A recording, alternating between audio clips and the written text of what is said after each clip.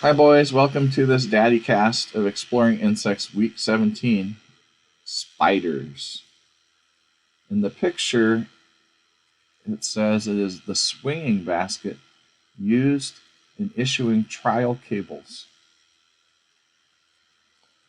One morning, Mother Ambroisine was chopping herbs and cooked apples for a brood of little chickens hatched not long before. A large gray spider, letting itself slide the length of its thread, descended from the ceiling to the good woman's shoulders. At the sight of the creature with long, velvety legs, Mother Ambroisine could not suppress a cry of fear, and shaking her shoulder made the insect fall and crushed it under her foot. Spider in the morning stands for morning, said she to herself. At this instant, Uncle Paul and Claire entered.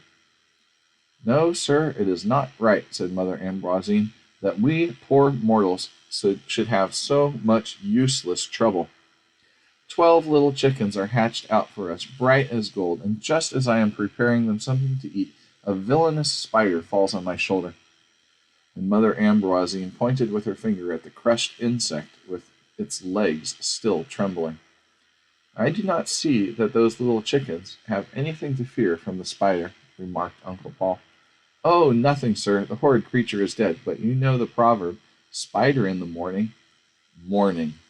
Spider at night, delight. Everybody knows that a spider seen in the morning is a sign of bad luck. Our little chickens are in danger. The cat will claw them. You'll see, sir. You'll see. Tears of emotion came to Mother Ambroisine's eyes. Put the little chickens in a safe place. Watch the cats, and I will answer for the rest. The proverb of the spider is only a foolish prejudice, said Uncle Paul. Mother Ambroisine did not utter a word. She knew that Maître Paul found a reason for everything, and on occasion was capable of pronouncing a eulogy on the spider. Claire, who saw this eulogy coming, ventured a question.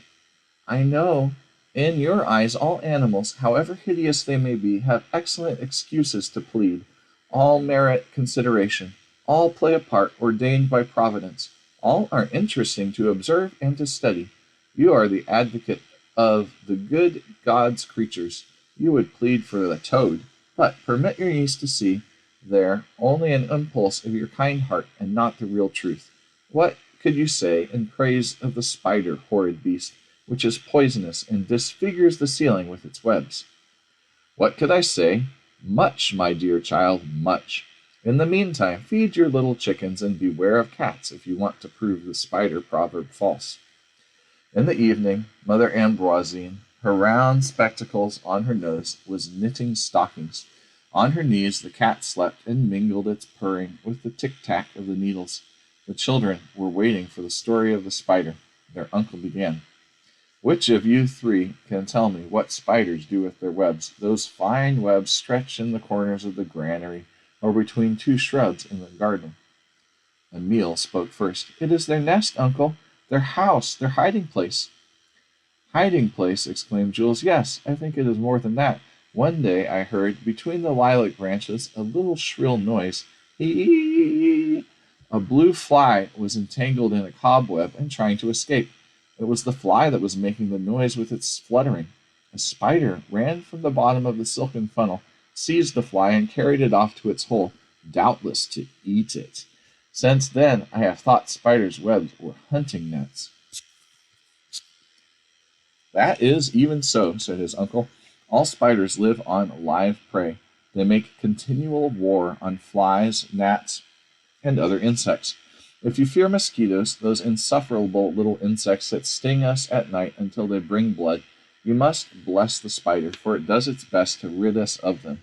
To catch game, a net is necessary. Now, the net to catch flies in their flight is a cloth woven with silk, which the spider itself produces.